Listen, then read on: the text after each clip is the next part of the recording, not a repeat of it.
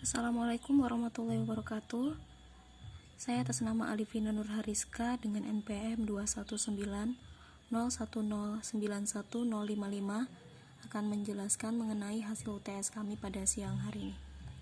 Pada pertanyaan pertama di sini menjelaskan mengenai kekhalifahan setelah wafatnya Rasulullah Shallallahu Alaihi Wasallam.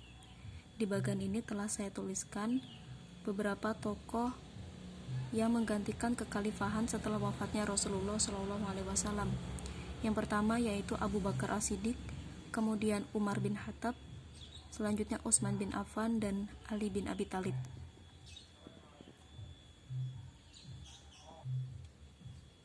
Kekhalifahan pasca Rasulullah Shallallahu Alaihi Wasallam wafat bermula pada zaman Abu Bakar, ketika Khalifah Abu Bakar As-Siddiq selalu tegas dalam bertindak saat kepemimpinannya. Dalam waktu 2 tahun 3 bulan dan 13 hari, Abu Bakar As-Siddiq menjabat sebagai khalifah. Kemudian beliau meninggal pada Selasa malam tanggal 23 Jumadi Tsaniyah tahun 13 Hijriah pada 63 tahun usia beliau. Wafatnya beliau disebabkan oleh sakit panas selama 15 hari. Saat Abu Bakar As-Siddiq dalam keadaan sakit, beliau memanggil para sahabat untuk bermusyawarah dalam mempertimbangkan Umar bin Khattab. Saya ingin ditetapkan menjadi pimpinan yang menggantikan setelah wafatnya beliau. Setelah mendapat keputusan dari dukungan para tetua, Khalifah Abu Bakar memanggil Utsman bin Affan yang pada saat itu tengah mengemban tugas sebagai sekretaris untuk menuliskan sebuah surat yang menetapkan Umar bin Khattab sebagai pemimpin yang menggantikan Abu Bakar As-Siddiq. Selama 10 tahun 6 bulan, kurang sehari Umar bin Khattab mengemban amanah sebagai khalifah yang menyandang gelar Amirul Mukminin. Setelah itu beliau wafat di usianya yang ke-63 tahun. Setelah wafatnya Umar bin Khattab, khalifah penggantinya adalah Utsman bin Affan. Pada periode selanjutnya, setelah meninggalnya Utsman bin Affan, digantikan oleh Ali bin Abi Thalib. Ali bin Abi Thalib menjabat sebagai pemimpin orang mukmin yang menggantikan Utsman bin Affan pada masa itu. Pada pertanyaan yang kedua di sini menjelaskan mengenai hadis Rasulullah yang diriwayatkan oleh Aisyah mengenai perkara tinggalan-tinggalan Nabi atau warisan. Dijelaskan dalam hadisnya yaitu nahnu ma'asyira biya'i la nurithu wa matarokna fahuwa sodako rawahu Bukhari an Aisyah. Artinya, kami golongan para nabi tidak boleh diwaris harta peninggalannya. Apa yang kami tinggalkan adalah sedekah. Kemudian selanjutnya untuk pertanyaan nomor 3 di sini adalah salah satu contoh perbedaan pendapat di masa sahabat, yaitu dituliskan dalam hadis yang diriwayatkan oleh Imam Muslim, di mana dalam suatu kisah diceritakan Abdullah bin Umar pernah menyatakan Rasulullah bersabda, mayat akan diazab dalam kubur lantaran tangisan keluarganya. Terjadi perdebatan antara Abdullah bin Umar dan Aisyah radhiyallahu anhu. Menurut Imam Malik, yang begitu menghormati perbedaan pendapat dan mempersilakan umat untuk memilih pendapat yang akan dijadikan panutan sesuai keterkaitannya dengan konteks mereka masing-masing. Pendapat adalah suatu yang lumrah dalam Islam. Para sahabat, imam, dan ulama terdahulu dengan keilmuan yang dimilikinya tidak berat hati bila ada pendapat lain dari selainnya. Bahkan mereka menghormati pendapat mereka di antara mereka. Sejarah juga mencatat bagaimana di antara mereka justru begitu rendah hati di tengah perbedaan pendapat di antara mereka.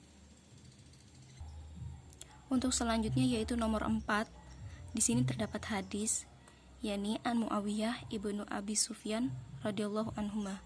Qala ala inna Rasulullah sallallahu alaihi wasallam qama fina faqala ala inna man qablakum min ahlil kitab aftaraku ala fintaini wa sab'ina millah wa in hadhil millah sataftariku ala thalathin wa sab'ina sintani wa sab'una finnar wa wahidah fil jannah wahyal jamaah rawahu Abu Daud wal Hakim. Berdasarkan hadis tersebut dijelaskan bahwasannya perpecahan tidak dapat dihindari dan hal ini terjadi ketika masa Islam sudah bersatu. Selanjutnya untuk nomor 5 di sini, pendapat dalam bidang fikih dan juga bidang politik. Pada saat Rasulullah akan berangkat ke tempat Bani Quraisy di tahun ke-5 Hijriah untuk berperang, sebelum Rasulullah berangkat menuju perkampungan Bani Quraisy, Rasulullah memerintahkan seorang muazin untuk menyerukan kepada khalayak, barang siapa mendengar dan taat janganlah sekali-kali melakukan sholat asar kecuali di tempat Bani Quraisy. Kemudian di sini penjelasan mengenai bidang politik dibagi ke dalam beberapa faktor yang melatar belakangi. Faktor tersebut diantaranya fanatisme, kemudian perebutan kekhalifahan, pergaulan kaum muslimin, penerjemahan buku-buku filsafat.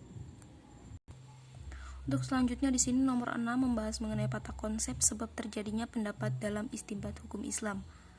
Profesor Mustafa Said Al-Hind masih dalam Kiai Tolha Hasan mengatakan bahwa hal-hal yang menimbulkan perselisihan dalam melakukan ijtihad ada 7. Di antaranya yaitu perbedaan bacaan, tidak mengetahui adanya hadis, keraguan terhadap kebenaran sebuah hadis, perbedaan dalam memahami dan menafsirkan nas, kerancuan makna dalam suatu kata, kontradiksi beberapa dalil, dan tidak adanya nas dalam suatu masalah. Untuk selanjutnya yaitu nomor 7, alasan terjadinya perbedaan pendapat dalam istinbat hukum Islam. Yang pertama yaitu perbedaan arti dari beberapa kata Arab. Artinya di sini banyaknya lafal yang mengandung banyak arti dalam bahasa Arab sehingga arti tersebut menimbulkan perbedaan pendapat. Kemudian yang kedua ada perbedaan riwayat. Artinya di sini ada beberapa jalur periwayatan hadis, antara lain adalah hadis yang sampai pada seorang ulama tapi tidak sampai pada sebagian ulama lainnya. Yang ketiga yaitu perselisihan sumber dalil. Sumber dalil yang digunakan dalam berijtihad dibagi menjadi 2, yaitu sumber dalil yang disepakati dan sumber dalil yang diperselisihkan. Yang keempat yaitu perbedaan kaidah-kaidah usul fikih. Seperti sebuah pendapat yang diuraikan, kalimat atau kata umum yang mempunyai arti khusus tidak dapat dijadikan dalil atau hujah. Dan juga pandangan yang dikatakan oleh mazhab Zuhairi, al-mafhum al-muwafaqah, tidak bisa digunakan untuk beristinbat. Yang selanjutnya yaitu mengurai perselisihan dengan kias. Mengurai perselisihan dengan menggunakan kias dapat menimbulkan banyaknya perbedaan, dikarenakan dalam kias sendiri mengandung banyak pedoman-pedoman atau syarat-syarat serta alasan-alasan. Dan yang terakhir di situ mengenai kontradiksi pengunggulan dalil. Pada dasarnya Al-Quran dan As-Sunnah sama sekali tidak terkandung perselisihan di dalamnya, akan tetapi pertentangan tersebut terjadi karena keterbatasan dalam memahami dan menguasai penafsiran. Untuk selanjutnya yaitu nomor 8, karakteristik aliran-aliran dalam Islam. Yang pertama yaitu Syiah, salah satunya diidentikan dengan pengikutnya Ali bin Abi Thalib. Kemudian yang kedua ada Khawarij, diidentikan dengan dari awal dikenal keras hati dalam beragama, rentan dalam perpecahan. Yang ketiga yaitu Murji'ah, lahir dari sikap kritis para ulama terhadap aliran Khawarij, didukung oleh kekuasaan Daulah Umayyah. Yang keempat yaitu Jabariyah, lahir dari kritik terhadap aliran Murji'ah. Selanjutnya yaitu Qadariyah, lahir dari penentangan aliran Jabariyah. Selanjutnya yaitu Mu'tazilah, lahir sebagai jawaban pertentangan aliran Khawarij dengan Murji'ah tentang orang mukmin yang berbuat dosa besar. Untuk selanjutnya nomor 9 yaitu alasan kita tidak boleh berpaham Syiah, Khawarij, Murji'ah, Jabariyah, Qadariyah, dan Mu'tazilah.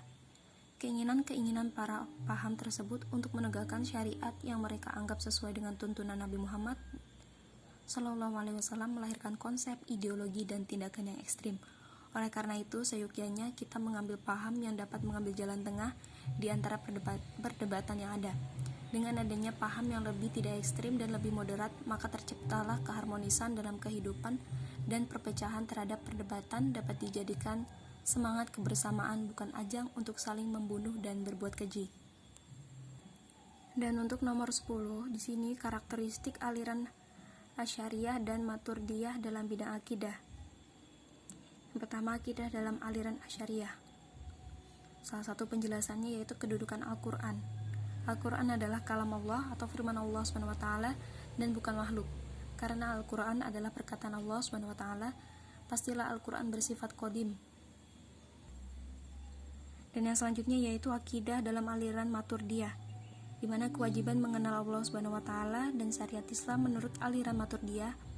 Meski akal dapat mengetahui kebaikan dan keburukan secara objektif, tetapi pemikiran manusia tidak dapat mencapai pengetahuan agama atau perintah Allah SWT.